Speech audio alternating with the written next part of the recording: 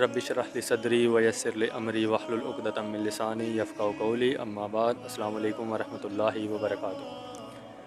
آپ صلی اللہ علیہ وسلم نے حضرت ابو ہریرہ رضی اللہ عنہ کو 5 وصیتیں کرتے ہوئے فرمایا، اے ابو ہریرہ میں تمہیں 5 وصیتیں کر رہا ہوں، انہیں اپنے پاس محفوظ کر لو۔ اے ابو ہریرہ تم متقی بن جاؤ، تم انسانوں میں سب سے زیادہ نیک بن جاؤ گے۔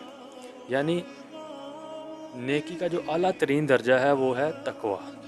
تو آپ متقی بن جائیں، آپ سب سے زیادہ نیک بن جائیں گے۔ دوسری وصیت کرتے ہوئے فرمایا آپ صلی اللہ علیہ وسلم نے، اے ابو ہریرہ قناعت پسند بن جاؤ، تم انسانوں میں سب سے زیادہ شکر گزار بن جاؤ گے۔ اگر آپ شکر گزاری کرنا چاہتے ہیں، شکر گزار بننا چاہتے ہیں، تو آپ کو کنٹینٹمنٹ جو ہے وہ شو کرنی پڑے گی، کنٹینٹمنٹ کو اپنانا پڑے گا۔ یعنی جو اللہ تعالیٰ نے آپ کو چیزیں دی ہیں، وسائلز دیے ہوئے ہیں، جو چیز آپ کے پاس اویلیبل ہے، اس پر شکر گزاری، اور اس پہ یہ اللہ تعالیٰ سے کہنا کہ یا اللہ میں اس میں خوش ہوں، جو مجھے ملا ہے میں اس میں خوش ہوں، جو اپنے پاس اویلیبل ہے، موجود ہے، اس میں خوش رہنا، اسے کہتے ہیں کنٹینٹمنٹ۔ اور اگر آپ سب سے زیادہ جو ہے وہ شکر گزار بننا چاہتے ہیں تو آپ کو کنٹینٹمنٹ جو ہے وہ اپنانی پڑے گی۔ اس کے بعد تیسری وصیت کرتے ہوئے آپ صلی اللہ علیہ وسلم نے فرمایا، اے ابو ہریرہ جو تم اپنے لیے پسند کرتے ہو وہ دوسروں کے لیے پسند کرنا شروع کر دو، تم مومن بن جاؤ گے۔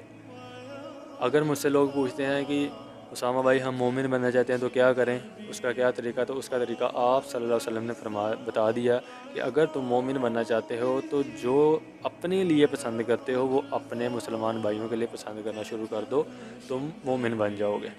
سبحان اللہ۔ چوتھی وصیت کرتے ہوئے آپ صلی اللہ علیہ وسلم نے فرمایا کہ اگر تم مسلمان بننا چاہتے ہو، حقیقی معنوں میں مسلمان بننا چاہتے ہو، تو اپنے ہمسایوں کے ساتھ حسن سلوک کرو۔ ہمیں آج پتہ ہی نہیں ہے کہ ہمارے سراؤنڈنگز میں کون رہ رہا ہے۔ ایون کہ کئی دفعہ ہوتا ہے کہ ہمسائے جو ہیں وہ بہت تنگ کرتے ہیں، میوزک وغیرہ کوڑا پھینک دیں گے، یا طرح طرح کی مطلب ہر بندے کے اپنی سچویشن ہے، تو ہمسائے بہت تنگ کرتے ہیں۔ مگر آپ مسلمان بننا چاہتے ہیں تو آپ کو ان کے ساتھ حسن سلوک کرنا پڑے گا۔ اور اس پکچر کی دوسری سائڈ اتنی خطرناک ہے کہ ہمیں کئی دفعہ سالوں گزر جاتے ہیں اور ہمیں پتہ ہی نہیں ہوتا کہ ہماری سراؤنڈنگز میں کون رہ رہا ہے۔ سبحان اللہ۔ تو اپنی سراؤنڈنگز چیک کریں، ان کے ساتھ حسن سلوک کریں اگر آپ واقعی مسلمان بننا چاہتے ہیں۔ پانچویں اور آخری وصیت کرتے ہوئے آپ صلی اللہ علیہ وسلم نے فرمایا، اے ابو ہریرہ کم ہنسا کرو، زیادہ ہنسنا دل کو مردہ کر دیتا ہے۔ سبحان اللہ۔ جو ہمارے معاشرے میں سب سے زیادہ پایا جاتا ہے، ہم یہ کوشش کرتے ہیں کہ ہم کوئی پارٹی، کوئی شغل میلہ کا جو ہے وہ سین، کوئی شغل میلے کا جو ہے وہ سین کریٹ ہو، ہم جائیں، کوئی اسکیپ ملے، ہم نکلیں باہر اور ہنسیں کھیلیں، انجوائے کریں۔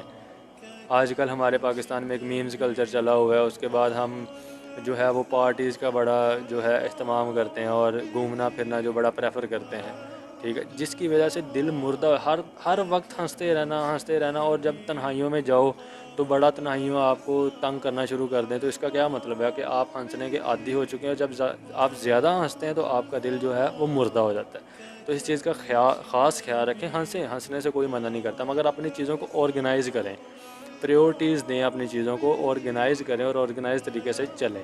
تو زیادہ ہنسنے کی جو ہے وہ غلطی نہ کریں، اس کی وجہ سے دل مردہ ہو جاتا ہے۔ اور دل مردہ ہونے کا کیا مطلب ہے، اس سے پھر یہ ہوتا ہے کہ آپ پر جو ہے وہ وصیتیں، آپ پر نصیحتیں، آپ پر جو واعظ و نصیحت ہے وہ اثر نہیں کرتی، آپ پر اللہ کی آیات پڑھ کر پیش کی جاتی ہیں، آپ کو ان کا جو ہے اثر نہیں ہوتا۔ جیسے قرآن میں آتا ہے مومن بندے وہ ہیں کہ جن کے سامنے اللہ کا ذکر ہوتا ہے تو ان کے دل ڈر جاتے ہیں، اور جب ان کے سامنے اللہ کی آیات پڑھی جاتی ہیں تو ان کے ایمان میں اضافہ ہوتا ہے۔ ہمارے ایمان میں اضافہ کیسے ہوگا، ہم اللہ کے ذکر سے کیسے ڈریں گے، ہمیں پتہ ہی نہیں ہوتا کہ پڑھا کیا جا رہا ہے فرسٹ آف آل، اور سیکنڈلی ہم ہنس کے اپنا دل تو مردہ کر چکے ہوتے، تو ہمیں کیسے پتہ چلے گا۔ تو اس لیے جو ہے وہ اس کلچر سے تھوڑا سا باہر نکلیں اور اپنے آپ کو ویل آرگنائز طریقے سے، با مقصد طریقے سے زندگی گزاریں۔ جزاک اللہ خیر۔